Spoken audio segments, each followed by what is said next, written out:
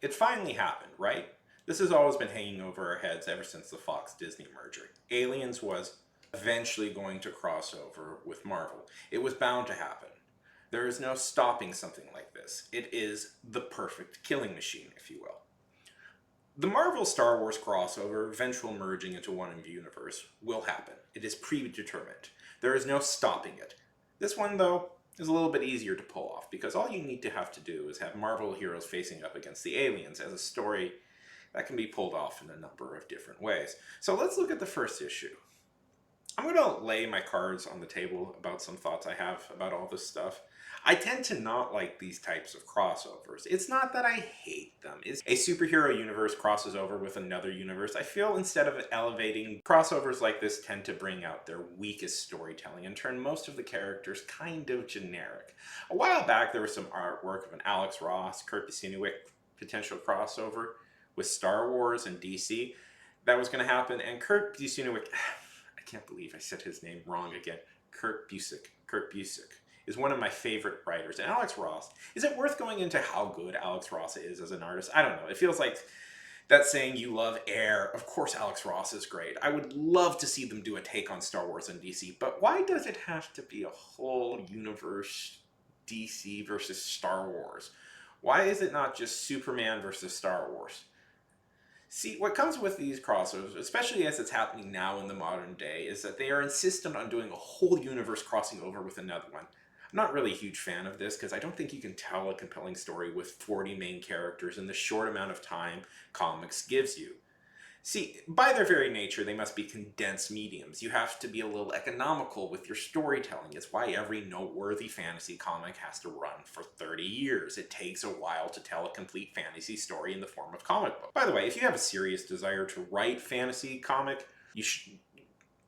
there aren't enough. There's a good chance you're going to be telling that story, though, for the rest of your life. That is a very major commitment. Another fundamental issue I have is that this is a crossover with the Avengers.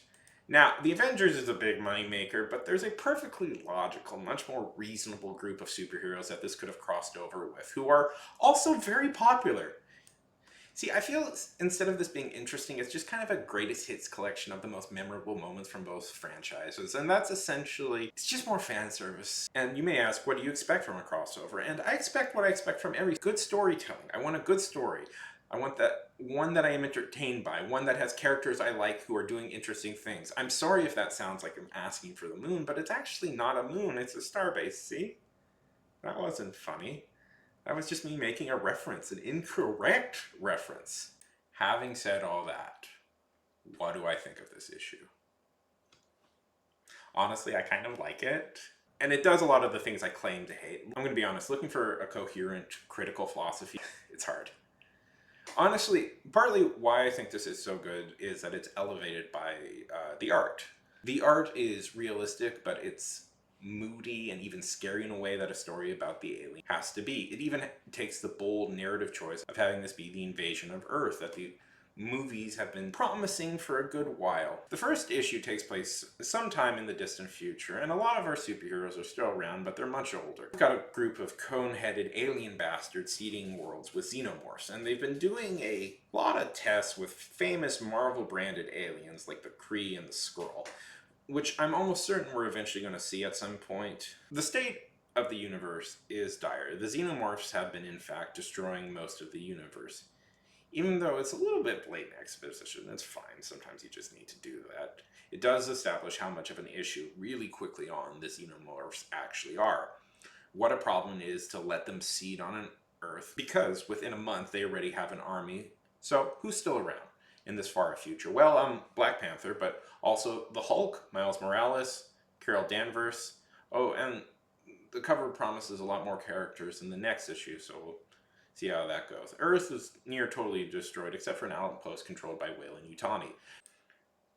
The first issue is about the Hulk's niece, who's trying to figure out how to finally defeat the xenomorphs, and she gets close. Real darn close. Unfortunately, she screws up, and the first issue is about the Hulk's niece making a pretty major mistake. See, she's a scientist, and she thinks she has a way of finally defeating the xenomorphs, but instead it goes all wrong. The facehugger she was experimenting on escapes the facility, and attaches onto Miles Morales. And as I was just about to go on a long digression, of course Miles is the first one who gets killed. This is a horror movie. They're going to follow that trope. Turns out Miles is wearing the symbiote suit, and the symbiote and the facehugger merge into one, which is one of those premises that's kind of neat, I guess. It does reattach to Miles and gives them a honestly really good looking suit. That's a great suit. In fact, that should just be a suit. Like, that looks amazing. I love it. No, I was ready to hate this comic because that's just me, natural born hater. And honestly, it's not the greatest comic ever made, and it definitely won't stick with me, but for the idea that they used, it's certainly more elevated than it should be. The art, I think, really props this up. Who knows, maybe the next issue will be a masterpiece and I will have to eat my hat. But be noted, I wear a hat made from pure candy. That's the hat I'm referring to. There's been better uses of both these media franchises before, but it's certainly not the worst you could do, and it's not the worst way you could spend a little bit of time.